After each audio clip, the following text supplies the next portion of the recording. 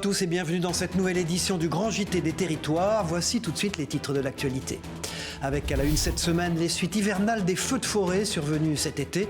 Alors que les vagues de chaleur sont oubliées, les collectivités s'affairent pour la reforestation et la sécurité de tous. Reportage de TV7, la chaîne du groupe Sud-Ouest, dès le début de ce journal.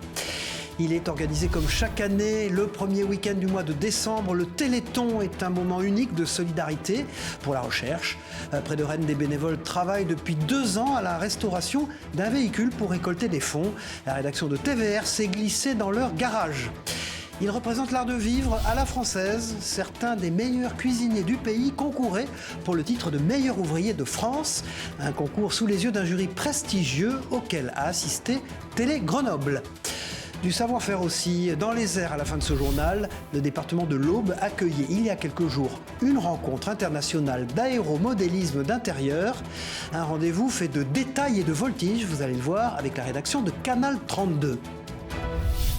Voilà, des dizaines et des dizaines de milliers d'hectares partis en fumée. Les forêts françaises, vous le savez, n'ont pas été épargnées par les incendies cet été. Près de 4 mois plus tard, l'heure est à l'automne et à la préparation déjà des espaces verts. En Gironde, le département le plus touché par les feux, un chantier spectaculaire vient de débuter, l'abattage des arbres calcinés. Un travail nécessaire pour le reboisement et la sécurité publique. Un reportage d'Yvan Branchy pour TV7, la chaîne du groupe Sud-Ouest en Gironde.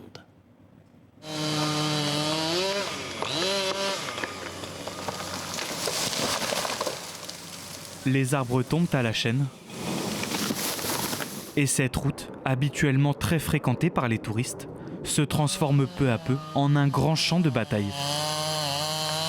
La circulation est interdite au public pour laisser travailler cette abatteuse. À l'aide de cette grosse pince, Jonathan coupe et arrache les arbres calcinés pour sécuriser la zone du lac. Les arbres ils sont grands et beaucoup ils sont pourris, donc il faut faire attention comment on fait l'abattage parce qu'on peut bien sûr les avoir sur la machine. Chaque jour, de 6h à 18h, tous les arbres marqués sont abattus. Un arbre déjà fragilisé par les incendies, mais également attaqué par des parasites. Une lutte contre la montre est alors enclenchée. Parce que déjà, si c'est moi tout seul, il y aura beaucoup d'arbres que je ne vais pas pouvoir les faire parce qu'elles sont trop grosses, trop vieilles, voilà, sont difficiles, dangereuses. Et lui, s'il est tout seul, il va prendre beaucoup de temps. Tout ça, ça va partir dans des usines différentes. Là, on fait 3 ou 4 produits.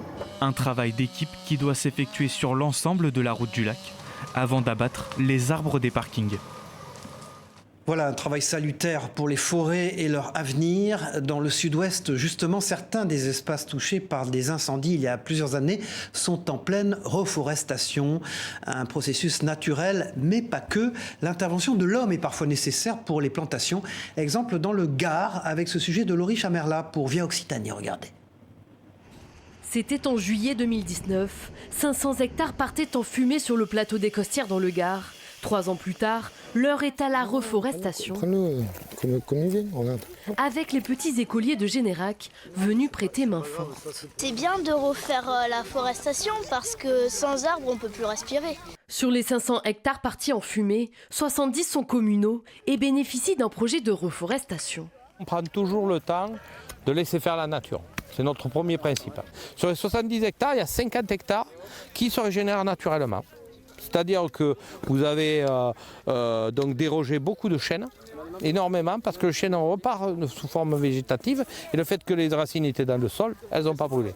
Par contre, on a 28 hectares où on n'a ni régénération, ni qui pousse. Donc là, on a décidé d'intervenir, de planter. Dans 50 ans, vous aurez les chênes verts toute la partie chênes verts aura bien repoussé. 1100 arbres sont plantés par hectare, avec de la diversité et des essences plus résistantes. Pin pignon, pin d'Alep ou encore chêne vert et chêne liège. Amener cette variété qui doit permettre une lutte aussi contre les incendies plus facile. Prévoir un système de chemin DFCI qui permet aux pompiers d'intervenir aussi dans de bonnes conditions. Et puis après, toutes les questions d'entretien. La ville de Générac a estimé un budget des travaux s'élevant à 539 000 €, dont près de 100 000 € de dons de mécènes. Tout à fait autre chose. Thierry Zaveroni était l'invité exceptionnel jeudi matin de l'émission Face au territoire sur TV5 Monde. Le nouveau grand maître de la Grande Loge de France a notamment évoqué l'implication des francs-maçons dans la société. Regardez cet extrait. Vous êtes, vous, les francs-maçons, sur l'humanisme. Vous êtes sur les valeurs de l'humanisme. Quelle est la position des frères, des francs-maçons, de la Grande Loge de France sur la corrida ? Alors, il faut rappeler que nous sommes un ordre de tradition initiatique, de spiritualité et d'humanisme. Et donc, la tradition de la corrida, ça nous parle.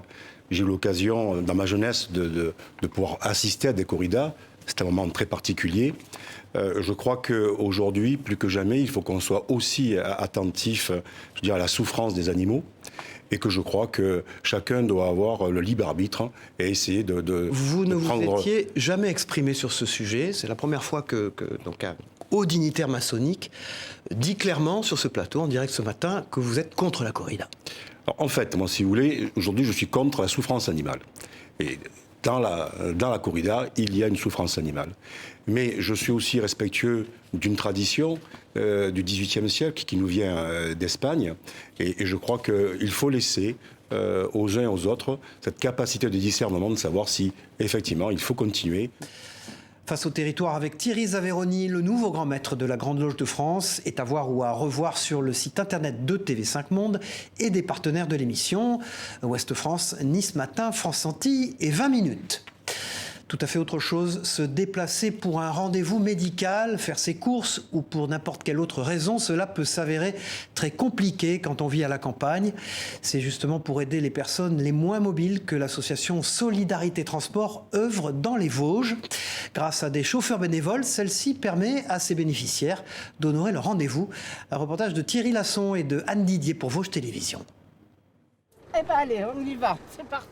Cela n'a l'air de rien, mais à bientôt 78 ans, Daniel, qui réside à l'Épanche-sur-Vologne, a pris la route direction Décimont pour y retrouver Marie-Odile. Cette dernière ne peut plus conduire et dans quelques minutes, elle a un rendez-vous médical à 20 km de là, à Bruyères. Daniel fait partie de l'association Solidarité Transport qui, depuis sa création en 2018, s'attaque aux problèmes de mobilité en zone rurale. Vous savez, le train, il ne passe pas dans tous les villages.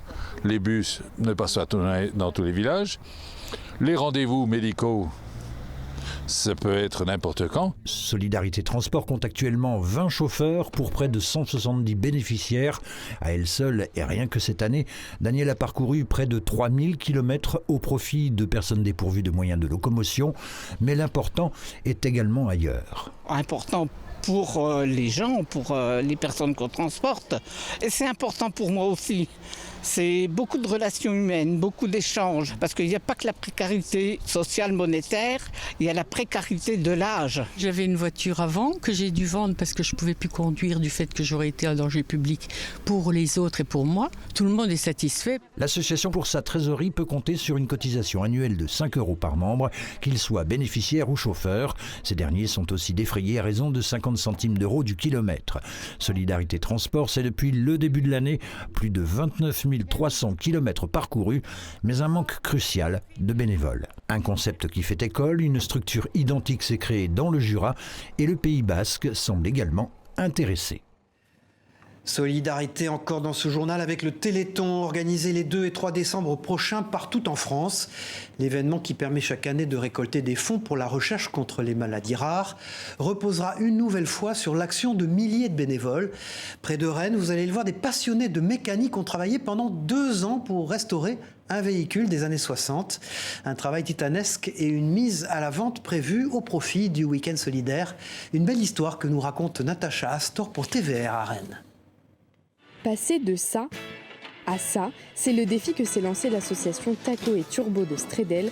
Depuis plus de 2 ans, la trentaine de bénévoles bichonnent cette Simca Ariane 4 de 1961. Pas besoin d'être un fin connaisseur, le but c'est surtout de venir tous les samedis matins pour apprendre. J'ai des petites notions en mécanique, mais très faibles, en toute humilité. On apprend du soudage, on apprend justement des ajustements, du montage mécanique, du fonctionnement aussi de la voiture, et on apprend beaucoup de choses. L'association vend des tickets à seulement 10 € pour faire gagner cette Simca lors d'une grande loterie. Tous les fonds seront reversés à l'AFM Téléthon.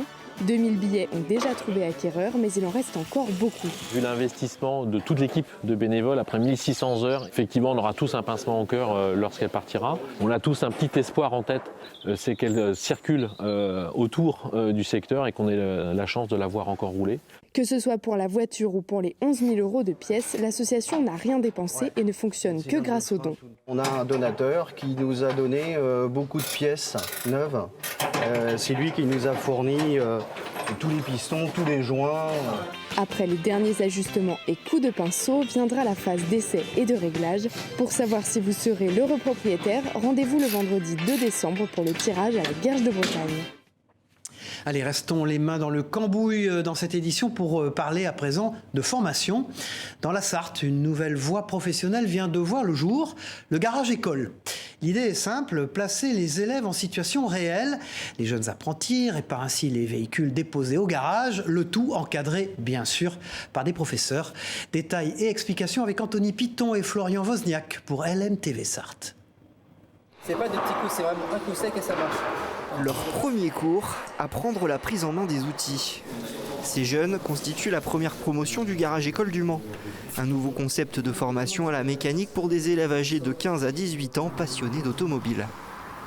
Je suis venu ici parce que j'ai trouvé que ça aurait pu être cool de travailler avec des nouvelles personnes en groupe, surtout de mon âge, pour qu'on puisse mieux apprendre ensemble et mieux comprendre, même s'il y en a qui ont plus de connaissances. Ils nous permettent directement de nous mettre en immersion en fait, donc c'est assez intéressant. Et puis de se dire qu'au pire des cas, ça ne nous met pas de pression, de se dire que si on a fait quelque chose de mal, il y a du monde derrière pour nous encadrer. Car c'est tout l'intérêt de ce type de formation, apprendre en faisant. Les élèves vont devoir réparer les voitures de vrais clients tout en étant encadrés par des professeurs. Le programme est exactement le même que dans les formations en alternance ou les lycées professionnels. On voit vraiment le b.a.-ba de la mécanique, le frein, les trains avant, le fonctionnement du moteur, d'une boîte de vitesse, essence, diesel. Mais aussi on va faire des stages en interne sur l'automobile d'aujourd'hui. Donc un peu sur les véhicules électriques, hybrides, hydrogène. Le garage école du Mans fait partie des écoles de production. Un réseau d'établissements privés qui travaille en collaboration avec les branches professionnelles. On a à la fois le paradoxe dans la société française aujourd'hui, c'est que 100 000 jeunes chaque année qui au fond sont un peu dans une voie sans issue, et en même temps des filières, et notamment la filière automobile, mais c'est vrai dans d'autres filières également, qui ne trouvent pas les salariés qu'ils recherchent. Au Mans, c'est tout le secteur de l'automobile qui s'implique dans le garage école. La Fédération professionnelle des réparateurs auto figure même parmi les premiers investisseurs. Voilà, et il n'y a pas que le secteur automobile qui tente de séduire les plus jeunes, celui du bâtiment aussi. Comme vous le voyez sur ces images, des étudiants de la Loire étaient invités à résoudre quelques énigmes dans le cadre d'un BTP Game. L'occasion pour eux de découvrir différents métiers de manière ludique et pédagogique. Maçon, chauffagiste ou encore électricien, le manque de main-d'œuvre est criant dans ce secteur. Image fournie par nos partenaires de TL7 dans la Loire. Du chantier au fourneau, direction la ville de Grenoble dans cette édition pour découvrir à présent les coulisses d'un prestigieux concours, celui du meilleur ouvrier de France. Meilleur ouvrier de France, MOF pour les initiés. Ils étaient 30 à vouloir décrocher la précieuse collerette tricolore. Des participants qui ont dû exposer leur virtuosité culinaire devant un jury pour le moins prestigieux. Vous allez le voir, reportage de Lucille Dailly pour Télé Grenoble. Le geste trahit l'ébullition dans un dernier instant de sang-froid. Le chef Alain Ducasse brise le silence à 8 reprises dans une salve d'acclamations, de larmes et de sourires perplexes. Ces 8 noms seront inscrits sous une collerette tricolore, convoitée depuis des mois, des années, par ces cuisiniers qui ont tout donné pour incarner le plus haut niveau d'excellence à la française, devenir l'un des meilleurs ouvriers de France. Un niveau d'exigence que l'on juge déjà au nombre de toques blanches qui circulent silencieusement dans les cuisines du Clos d'Or. Durant 2 jours, les 30 finalistes parmi 515 candidats ont exécuté leur partition millimétrée pour réaliser l'alchimie d'une gastronomie ultra codifiée, mais qui grandit avec les époques. On n'est pas dans le classicisme, on est dans la tradition qui évolue avec son temps et avec, on va dire, les courants d'influence qui font que la cuisine française évolue aussi. Aujourd'hui, on est avec des recettes complètes où le candidat doit donner le meilleur sur ce qui est imposé, mais aussi une part de liberté. La liberté, c'est une huile, une épice, l'expression d'un critère. Ce qui est imposé, 3 plats. Homard, mer et jardin, noisettes de chevreuil et couronne d'œufs à la neige. On note la présentation, les goûts, les textures, mais aussi l'organisation, la méthode et les nouvelles contraintes.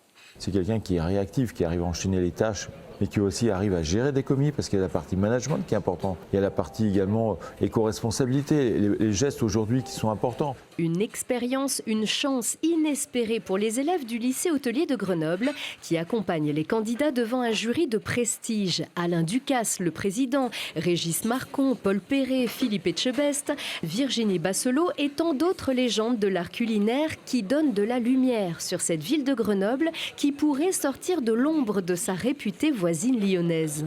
Et peut-être verra-t-on fleurir la truite à la grenobloise et son gratin dauphinois réinterprété dans les assiettes de la 28e édition. Le jury peut y réfléchir pendant 4 ans, mais cette aventure a d'ores et déjà projeté la capitale des Alpes dans l'histoire de la haute gastronomie.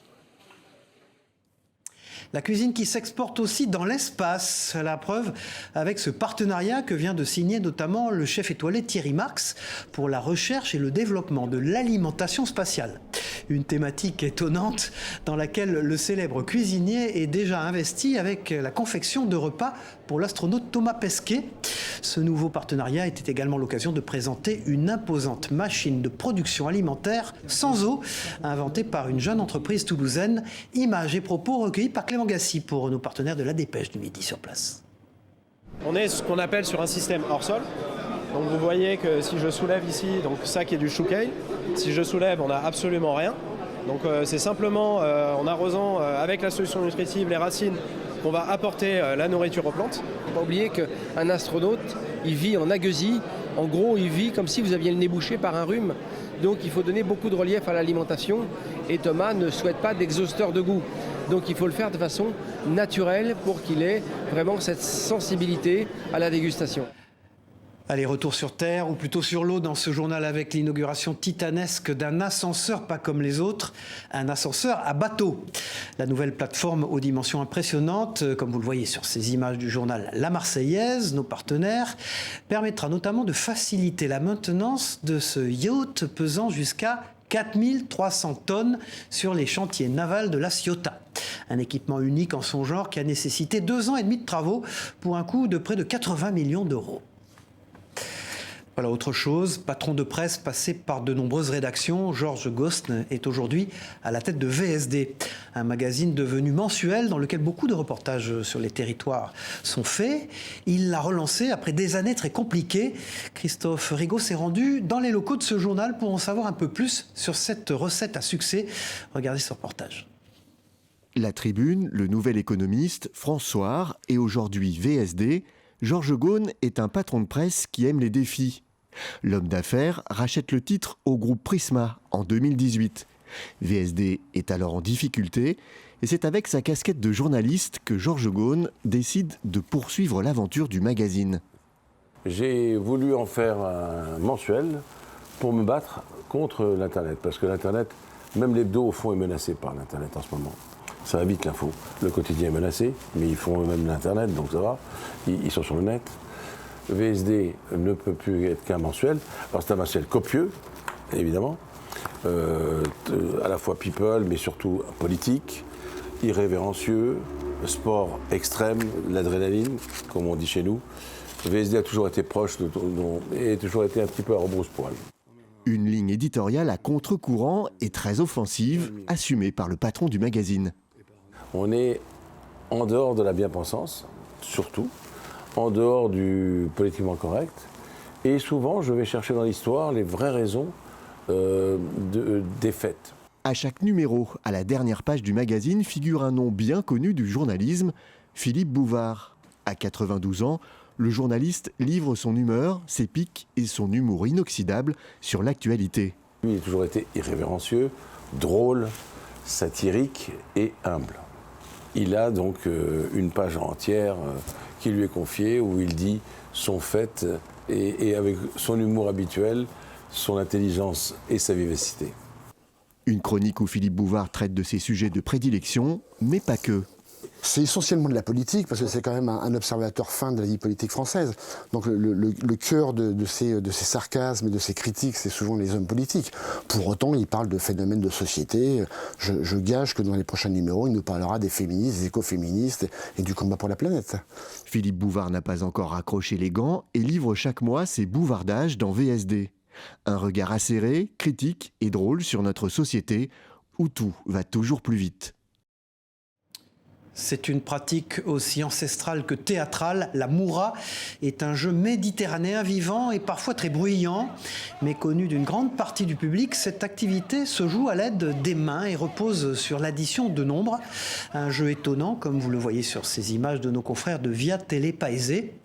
L'île de Beauté accueillait d'ailleurs il y a quelques jours la 4e édition d'une rencontre interrégionale dédiée à la moura. Propos récoltés par Cyprien Rebatté et Loïc Leprince.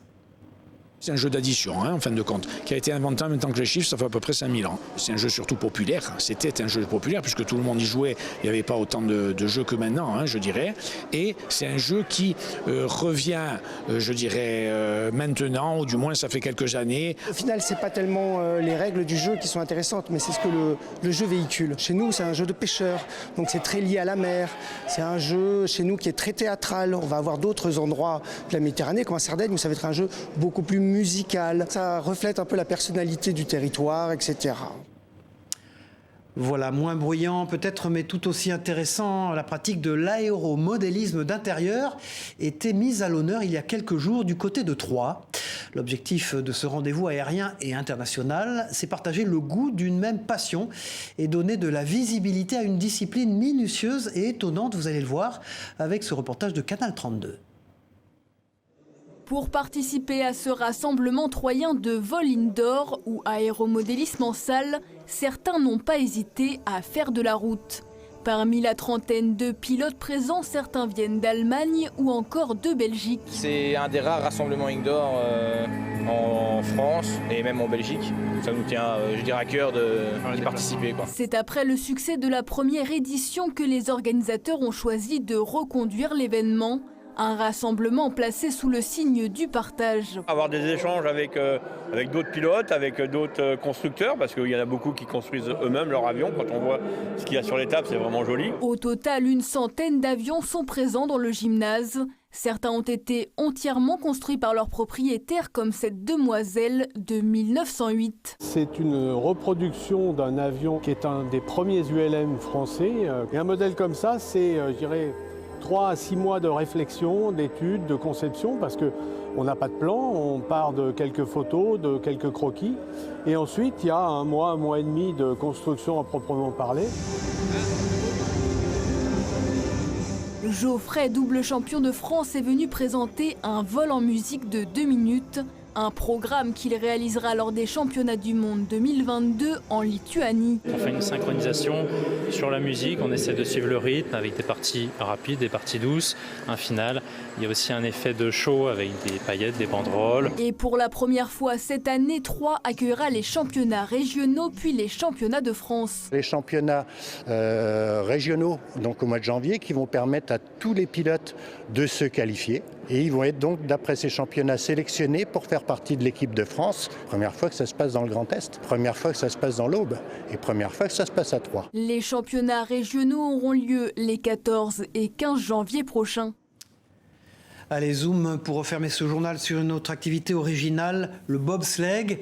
Ce sport de glisse spectaculaire bénéficie notamment d'une piste olympique au cœur de la station de La Plagne. Une piste en pleine préparation avant la saison hivernale. Lucas Roucq pour 8 Mont-Blanc a rencontré les équipes qui la confectionnent et qui doivent s'adapter aux enjeux actuels, comme vous allez le voir dans ce reportage glacé et glaçant. Chaque automne à La Plagne, c'est le même rituel, les mêmes gestes, le même savoir-faire. Durant 28 jours, 22 personnes sont chargées de mettre en glace les 1800 mètres et 19 virages de la piste olympique de bobsleigh. Initialement bétonnée, la piste est d'abord aspergée d'eau tout en étant continuellement refroidie par des tuyaux internes. Une fois glacée, la piste est ensuite façonnée au millimètre près grâce à l'expertise des employés. Moi j'ai une formation Beaux-Arts. C'est de l'artisanat plus. C'est un métier, c'est tout fait à la main.